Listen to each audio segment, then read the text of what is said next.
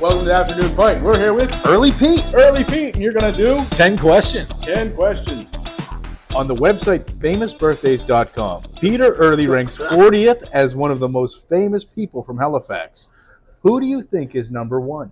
Who do I think is number one? I mean, that's tough because do you go from someone from the world of sports, a Crosby, a Marchand, or do you go with someone from the world of film like Elliot?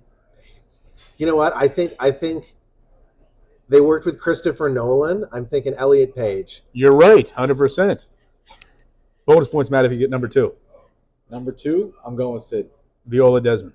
No way. Yeah. Really? Yeah, 100%. She was number two. I would not. I mean, that's deserved. Yeah, but you don't expect people to get appropriate levels of yeah. recognition, so that's awesome. Shout out I guess she's on the $10 bill now, though.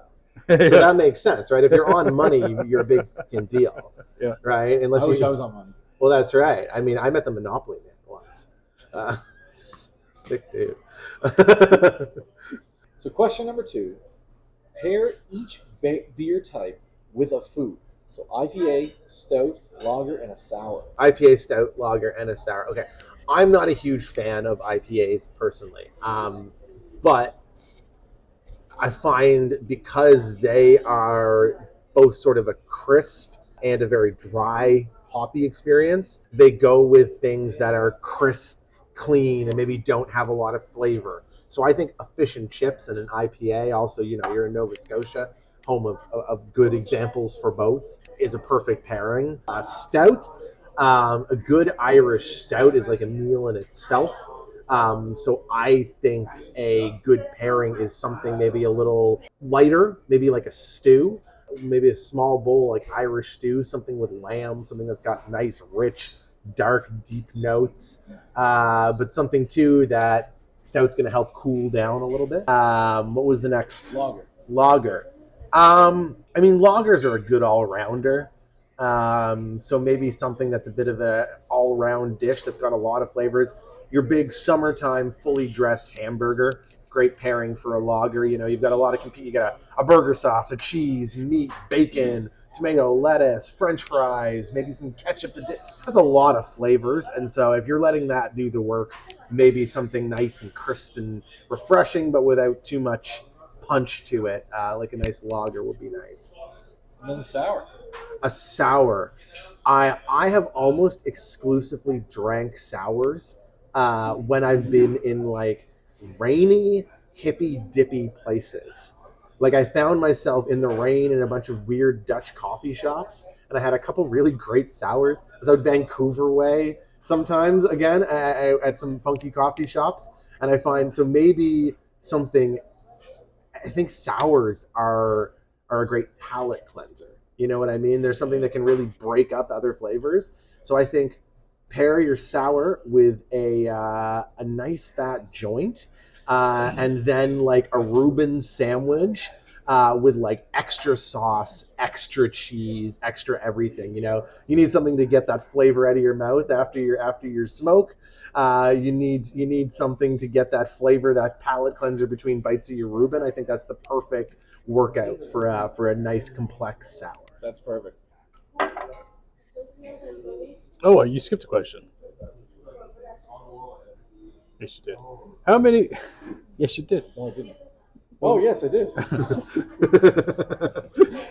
Only they were numbered. Yeah. How many? They have zeros next to every single one. I don't know.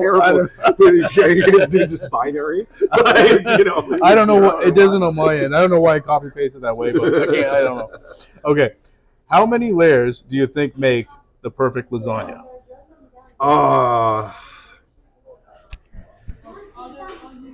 That's a tough question. I would never call myself like an expert on Italian food. I'm pronouncing that right? It's food. But I think the ones with 1,000 layers are a bit gimmicky. I think you're not having a good ratio between sauce and pasta. So I mean, I'm gonna say like, if I do it in my head now, I think like 5 or 6 is probably a good number. You have a good ratio. Maybe make your sheets of pasta thicker if you want. More pasta. Maybe don't add 1,000 layers. That would be stunt food. As someone on the internet might yell at you. I don't like that guy anymore. All right, so next question. What do you value most in a friendship? Is this like an expose? Do I know what you guys in elementary What do you school? value most in a friendship, Pete? And like, have I scorned someone at this table? And revealing who's you under that cloth. Man, that's a tough question. Because I think like friendships are work at the end of the day, like any other relationship. You know what? Without saying like the things that are like core, like, you know, like loyalty or honesty or like these things that are obviously important to me, but that's sort of just important to everyone that's in my life, even if they're like my lawyer, who I'm not necessarily friends with, or my accountant or whatever, right? That's just important for people in my life. But for friendship, damn it, I had a good answer in my head and then it left. Hold on. Cut tape. We can cut this. Right? We're not cutting this. Shit, I had a really clever sounding answer. Oh, right. I'm terrible at remembering to call people because I'm forgetful. You forgot that you forgot. I know. Isn't that the irony? I know. Yeah, so someone who likes to reach out. Like, there's often people who are good at reaching out and people who are good at being, like, available to do things. I am of the latter. So in a friendship specifically, I value someone who's good at reaching out to other people because I'm bad at it. Amazing. That's an original answer. I like it. Who would win a fight between the Power Rangers and the Ninja Turtles? Oh, between the Power Rangers and the Ninja Turtles, I'm a strong believer in weight class in fighting, and the Ninja Turtles have got to have several 100 pounds on the Power Rangers, especially when you consider that the original people who did the karate in that or the martial arts were like much smaller Japanese people than the actual actors in the show, and it's painfully obvious in several scenes. Obviously the freakishly mutated giant turtles are going to crush several. Actually, sorry. Do they get the Zords, or is it like a fist fight? Fist fight. Okay, yeah, no, I stick with my answer then. Obviously, a Megazord is crushing a turtle, though. All right, so next question is, which artist have you listened to the most recently? What literally was like the last song I played, or No, just like volume. What have you been blowing up? Oh, okay. Lately I've been doing like a lot of like old. So it's not one specific artist, but it'd be like 60s sort of like both jazz and like northern soul. There was a really song that was really big on TikTok. That was the one that's like daydream. I went around in the flowers for a couple of hours.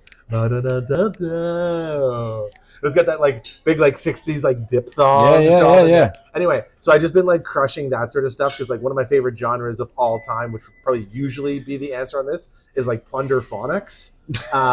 Guys like the Avalanches who just do these like weird funky samples, or like De La Soul even, or like Tribe Called Quest kind of like arguably could be said to do it a little bit. The plunderphonics is a little bit anyway deeper. But yeah, so like I would say like 60s sort of like soul pop jazzy kind of vibes have been big on the playlist. So not Kendrick Lamar. Okay. Well, I'm that's on the workout mix. That's the workout mix. That's pretty hype. Yeah. Not a lot coming out of the 6 on my workout mix these days. I got some woes. If you could choose, what would be your last meal? Oh, you know what? So I've actually always dreamed of being asked this question. First of all, if he's a listener of your local podcast, Josh from Mythical Kitchen, the YouTube show based on Los Angeles. If you're listening to this, take me on your show. Because he does a show where he cooks people their last meals. Yeah. But I basically want to go to the food court of my youth. At the Halifax Shopping Center when it was like in the Rondell, like around the top. And I want like a donair burger from the old school Venus. I want like a slice of pizza from Miss Vanelli, some fries from New York Fries. Like I want a smorgasbord of basically everything the average Canadian mall food court has to offer. But it has to be one from out east because I want something donair in the mix. But yeah, like that kind of sums up. My tastes are very pedestrian. I've eaten at Michelin-starred places, and it's good and it's interesting for what it is. But at the end of the day, my last meal, yeah, I want big, greasy, deep fried mall food court every. Sounds like Pete's advice for first dates is the mall food court. Oh, that'd be a sick. Oh my god! It's a pity that I'm gonna throw some shade, but like the mall food court at Park Lane is one of the worst, unfortunately. That's true. It's got squeaky little Mickey Mouse problems. I mean, everywhere it does, but because they get the movie theater in there. Yep. Right. That was like a sick thing. But there's a good food court in the bottom of the mall across the street. String Garden Mall. It's great. It's That's got some great. clutch, low key places. A great Indian place. Yep. Some other good stuff. And so like little food court there, and then like hit up the Park Lane movie theater. I think that's a good first date. All right, there you go. I like that. Was a good little bonus ground. Okay, so next question is going way back. You were once a youth representative for the Canadian Friends Service Committee. What's all that about? So seems like you've mined my LinkedIn, or you had a resume that I used to hand out with that on it. So that was how I first got sort of like involved in politics. So I am a Quaker, which if you've watched, I guess, like Band of Brothers, you might be familiar with some famous Quakers through history. I could name like three other. There's like so many funny people. Richard Nixon was weirdly famous. Grew up in a Quaker family. We don't like him as much. So one of the big tenets of Quakerism, along with like whatever the religious side is, which is the whole kettle of fish on its own, is like service and like political action in a lot of ways. So the Quakers have like an office at the UN, and then the Canadian Friends Service Committee does a lot of lobbying and social justice work, and they have sort of a few areas that they delve into. I'll shout out CFSC, where they do stuff like action on prison reform, primarily pushing things like restorative justice as opposed to like incarceration. They have a big thing on like developing world and states where there's a lot of like ID work to do, as well as like local initiatives and other things like that. And so another big push from them is to get youth involved. So and so from like 14 to 17 or 16 or whatever it was, I would go to Toronto every quarter and would meet and do all this social justice, and it was great because it was like a foot in the door for politics and working with other people. And so, Pete, for our listeners, walk us through making the perfect sandwich. I mean, the perfect sandwich at its core, you can pipe in some sort of like lovey-dovey music and some hearts up top. The perfect sandwich at its core is about bread, right? You cannot have a good sandwich on mediocre bread. You're only ever going to have a mediocre sandwich. So you need to start with the appropriate bread. I think some of the best sandwiches in the world are on long, crunchy, not necessarily Parisian, but like French-derived baguettes. You start there, you're in a good place for any sandwich. But then you get into like the territory of banh mi's and of other places where they liberally give a nice salty spread and a nice rich spread. It can be mayo, it can be anchovies, whatever. You need something salty, something rich. Even mustard, whatever, that's great. You then need to get, for a really good sandwich, really good cheese. Okay? Something creamy, something rich, maybe a mozzarella, maybe a fresh mozzarella, nice. And then throw in something a little funky. I like a blue cheese if that's too complex. Maybe something like a Munster. Great move. And then you need the freshest of fresh veggies, right? You need something to cut all that meat and that cheese. And then from there on, I think you need to not forget to season every bit individually, right? You're putting tomatoes on this bad boy, you better salt and pepper those tomatoes, right? You're doing some arugula, some lettuce. I want to see some lemon juice. I want to see some vinegar. Yeah, those are up for your choice. There's personal preference in between. And I think a little heat needs to be applied. You can play with the heat a little bit. Maybe you melt the cheese on a grill. Maybe you melt it on a broiler. Maybe you do something, but you need to involve heat in some way. And I think that is the archetype of some of the best sandwiches in the world. Great answer. Yeah, I want to eat that sandwich. And we just had pizza too, but you know what I mean? Because everyone can imagine the individual bits and bobs. That's right. All the things that I like. Yeah, that's delicious. The only difference is when he said like veggies and lettuce and all that, I was just like more meat. more meat. That's more exactly different it. type of meat. But that's exactly it. Yeah, you get something that's a little less complex, or that contrasts it well. The only Yeah. exception I will say is a good grilled cheese sandwich. I love that. Is cheap white bread, preferably margarine or a parquet spread, something cheap, and the most American of American cheeses you can find. If you are making a classic grilled cheese, you want to do yourself a cheese panini, cheese toasty, cheese griller, whatever you want to call it, that's fine. A grilled cheese is those four in those ratios with no exceptions, and served with ketchup. All right, there you go. I like that. Yeah. All right, so last question. This is one that we've asked everybody. So, what's one piece of advice that you were given that you would like? Aliens. Maybe aliens. I had a whole thing about maybe, the green equation and about other. maybe the aliens gave you this advice, but what's one piece of advice that you were given that you would like to pass on to us and our listeners? Like, I'm bad at remembering specific advice, but I think one of the things that I saw my dad doing that I admired and that I emulate the most in my own life was sort of saying yes to helping people, even if they're people that you don't necessarily know, or even if they're people that don't know that you're helping them.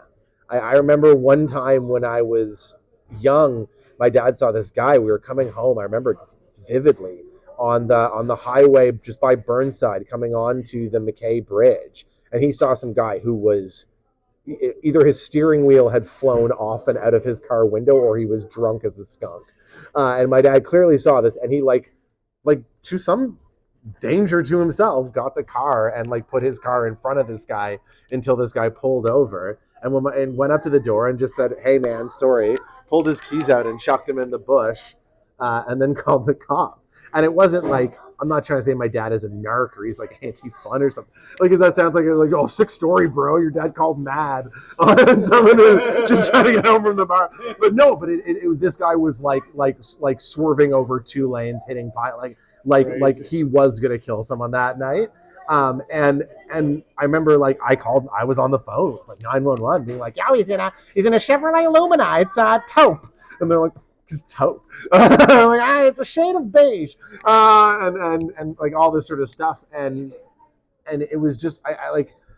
That doesn't sound like you're helping someone, but later, like when like he talked to me about it, he was like, "Look, that guy's gonna kill someone and like ruin his life." Yeah, Like he got a ticket tonight and maybe spent the night in the drunk tank, and hopefully he won't do it again. But like there was no help in letting that guy go the rest of the way and pile off the bridge into the cold dark of the harbor for the last time in his life. And it was just and in a lot of other ways, I think growing up, my dad, if a neighbor said he needed help with his lawn or building a deck or something like that, my dad was the first guy to say yes. And like to my mother's complete annoyance, because he'd be late for dinner frequently, or helping someone. For years he would help. He got in touch with a organization for newcomers to the province, and we didn't have a ton of money to donate, or he didn't have a ton of time. But what he would do is he'd go around and rescue old bikes from the trash, because he grew up fixing up bikes in Ireland, in rural Ireland, when he had no money to buy a new bike, and so he would just fix up these bikes and find a kid who was new and didn't have a bike and be like, "You should have a bike." And it was just like, it's a little things you can do. It didn't take up a ton of his time or a ton of his money, but it was just, so I try to emulate that. That's probably some of the best life advice I can say, that is like, you'll get more back out of it, whether it's for your soul, or whether it's in building good relationships or building new connections, if you say yes to helping people, even if they're people that maybe you don't know, or even if it's people that you don't like that much. My dad had neighbors he would help out that were dicks, but he would still help them out, Awesome, man. Pete, it was awesome to meet you, buddy. Cheers, and on to the more pizza. Cheers.